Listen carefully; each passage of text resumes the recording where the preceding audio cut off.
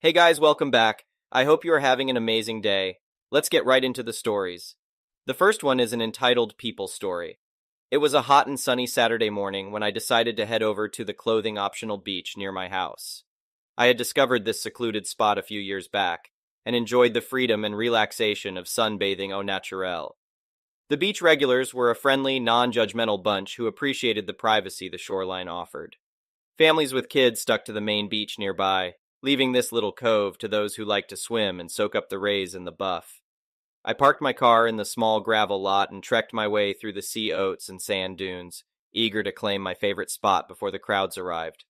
As I crested a dune, the expanse of glistening blue-green water came into view. At this early hour, only a smattering of beachgoers were present, mostly couples strolling hand in hand. I set up my towel, stripped down to my birthday suit, and settled in for some peaceful tanning time. After about an hour, I took a refreshing dip in the calm waters. As I emerged, walking back to my spot, I noticed a woman had set up nearby. She had on a large floppy hat and oversized sunglasses, but was otherwise dressed in a conservative one-piece. I nodded a polite hello and resumed my previous position. Maybe 15 minutes later, I heard angry footsteps approaching. "How dare you expose yourself like this?" the woman shouted. I looked up, startled to see her standing over me, hands on her hips and scowl on her face. It was the same woman from before. "I'm sorry, is there a problem?" I asked, taken aback. "You're darn right there's a problem," she spat. "No one wants to see that." She gestured in disgust at my nude body. I stammered, "Well, I'm pretty sure this is a clothing-optional beach." She cut me off. "Don't try to justify your behavior, I'm calling the police." And with that, she stomped away, whipping out her cell phone. I sat there stunned for a moment before shaking my head and trying to resume my relaxation. However, I couldn't shake the nervous pit in my stomach. About 10 minutes later, I heard sirens and saw a police cruiser pulling into the small lot. My heart sank. 2 officers approached, the woman trailing behind them with a smug look on her face. "That's him, officer!" she cried, pointing at me. The police requested my ID and asked me to explain the situation. I politely provided my information and recounted the brief interaction with the woman, explaining that I was following proper etiquette in this clothing-optional zone. The woman, who I'll call Karen from here on out, then launched into a tirade about how I was exposing myself in a vulgar manner and her distress at being subjected to such indecency. The officers listened patiently before informing Karen that no laws were being broken. As they turned to leave, she became irate. "You can't let him get away with this," she bellowed. "I demand you arrest this creep." One of the officers calmly replied, "Ma'am, this portion of the beach allows for clothing optional use. I suggest you move further down if this offends you." Karen was having none of it. She continued her shrill complaints, insisting I was a pervert and menace to society. The officer stood firm that I had done nothing criminal. Finally fed up, Karen pointed at me and screamed, "He touched me inappropriately!" I was floored by this blatant fabrication, but the officers had to investigate further now. "Is this true, sir? Did you touch or approach this woman?" "Absolutely not," I insisted. I went on to explain I had been lying on my towel this whole time, not even standing up. Other beachgoers must have overheard the commotion because a few came over unprompted to give statements in my defense. "This man did nothing wrong," an older gentleman asserted. "He kept to himself the whole time until that woman started harassing him." A nearby couple also attested that I had not moved from my spot at all. Karen seemed nervous now that there were witnesses contradicting her story. She tried backpedaling, but it was too late. Her lies were exposed. The officers promptly told Karen she could be charged for making false allegations. As they moved to escort her away, she became unhinged. "You idiots! You're all going to pay for this!" she shrieked. And with that, she grabbed a handful of sand and hurled it at me, bellowing incoherently. I shielded my face, but she kept advancing and began bombarding me with shells and debris from the beach, all while wailing hysterically. The officers had to physically restrain her. I was so stunned I couldn't even react. The officers forcibly removed Karen from the beach, assuring me they would charge her with assault and making false reports. I retrieved my things and went home still in disbelief at this insane turn of events. The next day I called the police station to follow up on the situation. Sure enough, Karen had been arrested for attacking me and falsifying a report. I decided right then to press full charges against this deranged woman. There was no telling how far she would have escalated the situation if the police hadn't intervened. At the hearing, the judge was appalled at Karen's actions, especially the completely fabricated accusations she tried to use against me. With the testimony from officers and witnesses backing me up, it was a quick open and shut case. She was found guilty of assault and given jail time, probation, and mandatory counseling. I was granted a restraining order against her as well. I'm still shaken up by what this unhinged woman tried to do to me, but I'm thankful justice was served in the end. The supportive beach community has reassured me that Karen was an outlier, and I won't let one lunatic ruin what should be a peaceful, relaxing environment for all. But from now on, I'll be keeping an eye out for any suspicious Karens lurking around. The next one is a pro-revenge story. My friend, I'll call her Sandy, worked at a travel agency in British Columbia, Canada. It was a small, owner-operated business with the owner and 3 employees, including my friend. Everyone worked Monday to Friday from 9 a.m. to 5 p.m. One of my friend's co-workers, I'll call her Jane, an older woman in her early to mid-60s, was a longtime nuisance employee. Among other sketchy behavior, Jane was always scamming ways to take time off over and above her official paid vacation time. In order to make up for the lost hours, she would claim overtime hours, pay by supposedly going into the office in her off hours to finish up work without being requested by the owner to do so. Despite being caught in her own lies on several occasions and being warned about trying to claim unsanctioned overtime, the owner of the travel agency was reluctant to officially reprimand Jane or get rid of her. The reason being is the owner discovered after she had hired Jane that Jane had actually been fired from her previous job at another local travel agency for pulling the same stunts. However, Jane had sued her former employer for unfair dismissal and had won a settlement. After a few years of my friend Sandy working at the travel agency, the owner was ready to retire and offered to sell the business to my friend. Sandy took her up on the deal and took over the business while keeping Jane and the other employee. Once again, just as the previous owner was afraid to get rid of Jane, so was Sandy for fear of being sued. When Sandy took over the business, she instituted guidelines regarding taking time off, and she established an official no overtime policy. Jane would still try with her shenanigans, but was far less successful in getting what she wanted with my friend in charge. However, Jane still had one trick up her sleeve when she wanted to take time off on a whim. Sandy was a divorced single mom of 2 boys who were heavily involved in youth hockey. She would sometimes leave the office an hour or 2 before closing to get her boys to hockey practice or a game. In order to avoid requesting in person and potentially being denied, Jane would wait for Sandy to be out of the office to book a day off if she didn't feel like coming into work or had made plans. Sandy would then arrive at work the next morning only to discover that Jane wasn't coming in. Despite this happening a number of times, Sandy would usually let it slide since there was now a definite no overtime policy. Therefore, Jane could no longer claim to come in to work on the weekend or after hours to try and make up for the day off. She would either miss out on a day's pay, in turn saving Sandy money as the owner, or it would come out of her remaining paid vacation days. Moreover, 2 people in the office at one time could usually handle everything. Jane not coming in was really a no-loss situation for Sandy. There was one time, however, when Sandy was going to be away for 1 or 2 work days just before the weekend to take her boys to a hockey tournament. She told both Jane and the other employee, both verbally and in writing, that they could not book time off for the dates in question, since she would be away and needed both of them in the office. Within a few days of giving this notice, Sandy went to the office on a Saturday to do some paperwork and go through the sales for the week. This is when she discovered that, only the day before, Jane had booked a trip for her daughter and son-in-law to Las Vegas, as well as a plane ticket in her name to Calgary where her daughter lived. Both the trip to Vegas and the ticket to Calgary coincided with the dates Sandy would be out of the office. Sandy then checked the vacation booking schedule to further discover that Jane had indeed booked the days off that she had expressly been told she couldn't have. Not mentioning she had discovered the travel Jane had booked for herself and her daughter, Sandy emailed Jane telling her she would have to deny her the days off since she had already been told they were unavailable because she, Sandy, would be away and needed Jane in the office.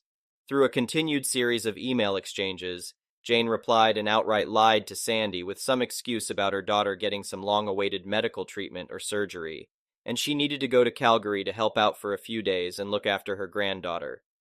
Sandy replied to this lie by telling Jane she knew about the trip she had booked to Vegas for her daughter and son-in-law, that Jane's trip to Calgary was most likely to babysit her granddaughter while her daughter was in Vegas, and that she would still have to deny Jane the days off, especially since she booked them after being told they were unavailable.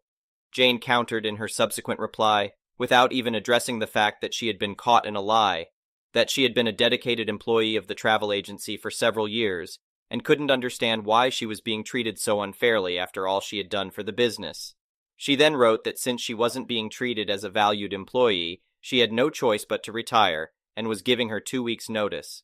Despite Jane's threat, Sandy replied that she would still be unable to grant her the days off and left it at that, without making any mention of Jane's threat to quit retire. Sandy then contacted her accountant, who also acted as her de facto business advisor, and explained what had happened with Jane. Also aware of Jane's previous shenanigans, Sandy's accountant told her that this was the out she had been looking for with Jane, and she had it all in writing. He told her that Jane had essentially resigned, retired, and all Sandy needed to do was honor Jane's desire to do so, let her finish out her 2 weeks, or pay her 2 weeks' wages in lieu with no further severance pay legally required since she hadn't been fired. The following Monday, Sandy went to the office early, accompanied by her long-term boyfriend to act as a witness. She put Jane's belongings from her desk into a box and took the things that were property of the business. Since Jane was old school and had resisted inputting client information in the computer database, this also included a small box filled with index cards that had client phone numbers, addresses, credit card information, and other personal information noted on them. In the meantime, the other employee had arrived for work, and they all waited for Jane to show up.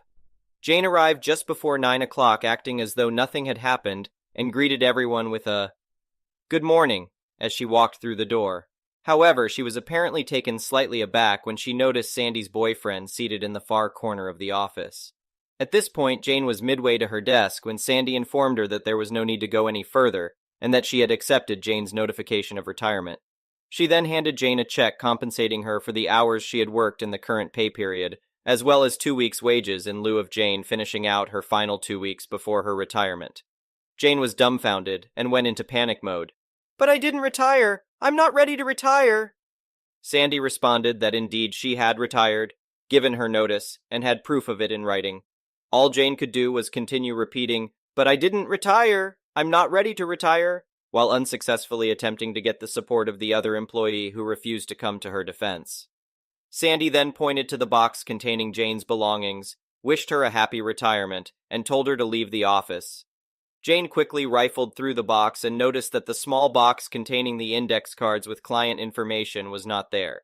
She insisted that Sandy return it to her, which Sandy refused to do, explaining that it was property of the business, contained personal client information, and that she would be in violation of Canadian privacy laws if she were to let Jane take it.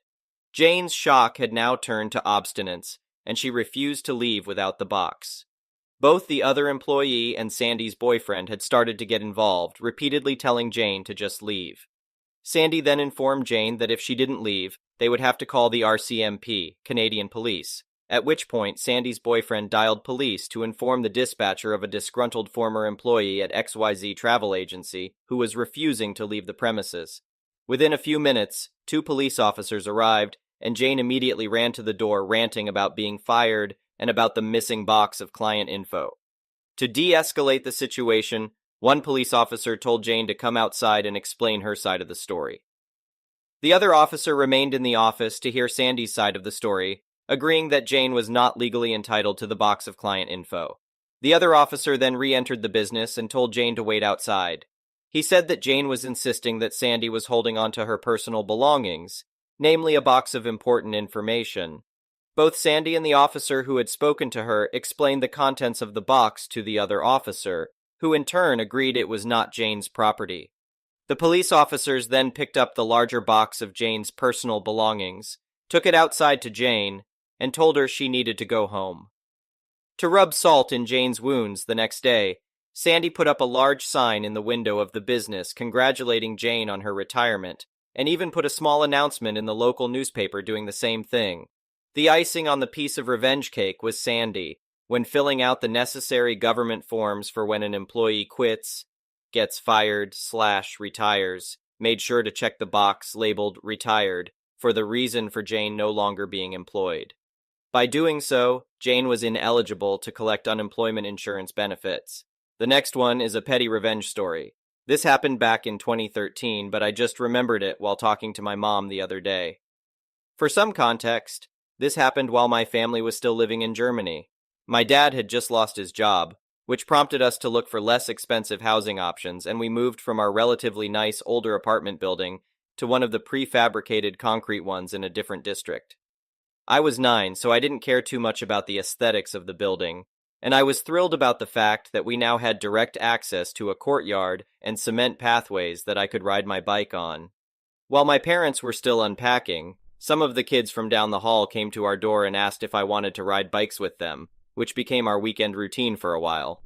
It only stopped when an old lady from the same side of the hall made a complaint about us being in the courtyard. Not that we were being loud or vulgar, just that we were present. Mind you, all of the apartments on our side of the hall faced the road, which was entirely opposite to the courtyard we used, so she couldn't even see us when we were outside. She sold it to my parents as looking out for other tenants, and claimed that people had complained to her specifically about how they were worried about walking in the courtyard while there were a couple of kids on bikes in the general area. My parents pretty much ignored her and just told me to play with my friends on one of the nearby streets. No idea why they thought this was a safe alternative. But none of us wanted to do that since we couldn't practice bike tricks on the road. About a week after I ignored her complaint, I had stayed out past the time I was meant to be home and left my bike around the side of the building so I could get it in the morning. However, as you might have guessed at this point, I woke up the next day to find my bike missing. I, being a dramatic little kid, ran up the stairs to our hall sobbing and told my parents what had happened. Apparently, the old lady told my parents that she had taken the bike from outside because we were still in the courtyard, and they were mad at me for not going to the street like they asked. They then told me to go down the hall and politely ask for the bike back, which I did. Unfortunately, the old lady told me that I needed to be taught a lesson, and if I gave her a written apology, yes, actually, I could have it back at the end of the week. It was Sunday morning. I was, of course, pissed, and started to plot my at the time brilliant revenge. The morning of next Saturday rolled around, and I was ready to put my plan in motion. I had put on a pretty good show of being remorseful to my mom, who lent me some money to buy a tin of biscuits to apologize with. I had my written apology, the biscuits, and several Voblas in a sandwich bag I had hidden in my coat.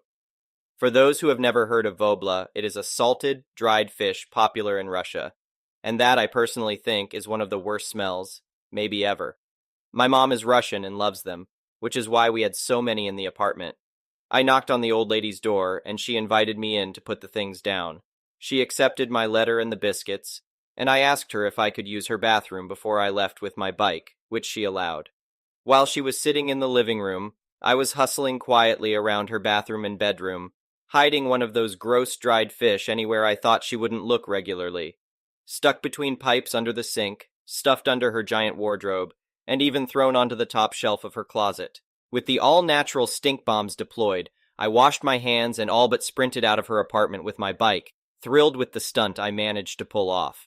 From what I overheard from discussions between the parents of my friends and me, the old lady complained to the landlord about the awful fish smell on several occasions. He was a total jerk who rarely did anything about tenant complaints, before she finally hired a company to come deep clean her apartment. She found and complained about the very old, very nasty fish, and actually moved out a couple of months later, although I'm not sure if that was due to the lasting effects of the fish incident or something else entirely. Of course, I feel bad about it now, but at the time I felt like the biggest, coolest genius known to man. I guess the moral of the story is not to confiscate bikes from vindictive kids, and don't ever try Vobla. Seriously, the next one is a malicious compliance story. I drive trucks, and I was doing a job that just wouldn't get done if everybody followed all the red tape. It's kind of the place where you sign all the paperwork stating you'll do it this way, but the reality is you can't. But that's fine because the paperwork is there just to protect the company from legal recourse. Now, I'm not saying we all did dangerous stuff, but you know it was just little things that made your work a little easier and more efficient. Well, all of a sudden the company started to enforce every policy. What really annoyed me, though, was that you never knew which policy they had decided to start enforcing until you got asked to see a manager and told you were being put on a performance review because you had been observed on CCTV. What was more annoying was the supervisors would report you for something petty, but then the next day be asking you, and expect you to do something that was far more dangerous and risky than the thing they reported you for. Things like, You'd be reported and put on a performance review for leaving your keys in the truck for a few minutes on Tuesday, but then on Thursday, you'd be expected to use a tail lift in a public area, with people walking under the lift with a 1-ton pallet on it. This despite the fact that the company policy states that tail lifts should only be used outside of store opening hours. So I started to follow the rules explicitly. My daily hours went from being around 10 to around 12 or 13, but my ultimate frustration came when they decided all PPE had to be signed out by upper management. Before this change, they had a cupboard full of stuff like gloves, high-vis jackets, and most importantly for this story, steel toe cap boots. If you needed something, you just asked a supervisor, and you'd have a new pair of boots within a few minutes. Well, on a Friday, I noticed my boots had broken, and the sole was separating from the boot. I left for work on Saturday morning, telling my wife that I would probably be coming home because I knew upper management only worked Monday to Friday, so no new PPE could be provided. Sure enough, after showing the supervisors and manager on duty my boots, they couldn't get me any. They spent about an hour trying to find me some, but eventually told me I would have to go home without pay. I told them that I've turned up to work and that I'm willing to work, but it's the company's responsibility to provide their staff with PPE, and that it isn't my fault if they can't provide any. After a while of refusing to back down, the manager went to call someone in the legal department.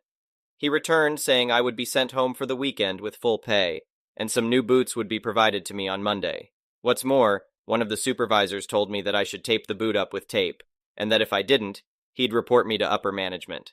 I also put in a grievance about this conversation and said supervisor was suspended from duties involving other members of staff. The thing is, before the company started to get petty, on Saturday morning, I would have just set off for work 30 minutes earlier and got some cheap boots myself on the way to work, but they honestly eroded any goodwill I had left, and I was past the point of caring. I had a nice weekend though. Thank you for watching. I would really appreciate it if you could like the video and subscribe to our channel if you haven't already.